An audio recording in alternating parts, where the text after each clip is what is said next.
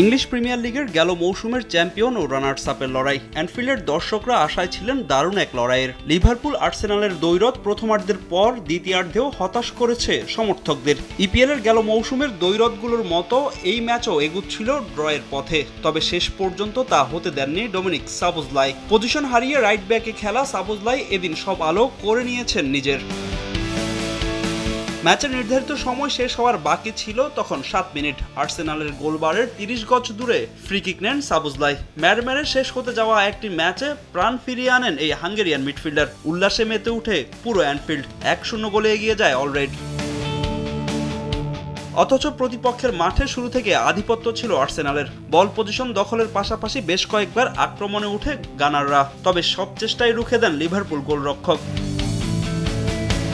এগিয়ে যেতে পারত লিভারপুলও, তবে সুযোগ হেলায় হাতছাড়া করেন ফরওয়ার্ডরা। গোলশূন্য ব্যবধানে শেষ হয় প্রথমার্ধের খেলা। দ্বিতীয়ার্ধেই নিজেদের সামাল দিয়ে আক্রমণে আর্সেনালকে ব্যস্ত রাখে আর্নে স্লটের শিষ্যরা, তবে কিছুতেই গোলের দেখা পাচ্ছিল না অলরেডি। সালাগ এক পদের আক্রমণ মুখ থুবড়ে পড়ছিল গানারদের ডিফেন্সে। শেষ পর্যন্ত সাবোসলাই ডেডলক ভাঙায় 1-0 গোলের জয়ের পাশাপাশি গুরুত্বপূর্ণ 3 পয়েন্ট নিয়ে মাঠ ছাড়ে লিভারপুল।